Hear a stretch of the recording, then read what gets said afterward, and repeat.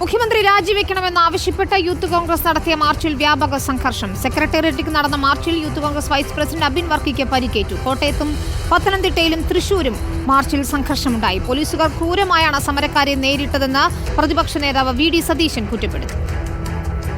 സെക്രട്ടേറിയറ്റിന് മുന്നിൽ യൂത്ത് കോൺഗ്രസ് പ്രവർത്തകരും പോലീസും ഏറ്റുമുട്ടി.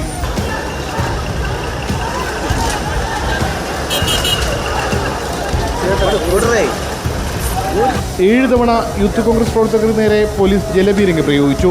തുടക്കത്തിൽ പോലീസ് സംയമനം പാലിച്ചെങ്കിലും യൂത്ത് കോൺഗ്രസ് സംസ്ഥാന വൈസ് പ്രസിഡന്റ് അബിൻ വർക്കിയെ വളഞ്ഞിട്ട് മർദ്ദിച്ചു. ഇതോടെ സംഘർഷമായി. നിരവധി യൂത്ത് കോൺഗ്രസ് പ്രവർത്തകർക്ക് പരിക്കേറ്റു. സംസ്ഥാന പ്രസിഡന്റ് രാഹുൽ മാങ്കൂട്ടത്തിലടക്കമുള്ളവർ അറസ്റ്റിലായി. ക്രൂരമായാണ് പ്രതിഷേധക്കാരെ പോലീസ് നേരിട്ടതെന്ന് പ്രതിപക്ഷ നേതാവ്.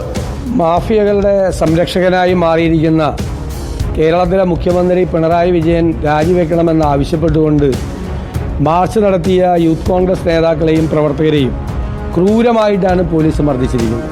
സമരങ്ങളെ ഇതുപോലെ അടിച്ചമർത്താൻ പറ്റില്ല എന്ന നവകേരള സദസ്സിൻ്റെ കാലത്ത് ബോധ്യപ്പെട്ടതാണ്. തിരിച്ചടിക്കുമെന്ന് KPCC അധ്യക്ഷൻ കെ സുധാകരനും പറഞ്ഞു. തൃശൂർ, കോട്ടയം, പത്തനംതിട്ട ജില്ലകളിലും യൂത്ത് കോൺഗ്രസ് മാർച്ച് സംഘർഷത്തിൽ കലാശിച്ചു. 3 ജില്ലകളിലും പോലീസ് SP ഓഫീസിലേക്കാണ് മാർച്ച് നടത്തിയത്. റിപ്പോർട്ടർ, തിരുവനന്തപുരം.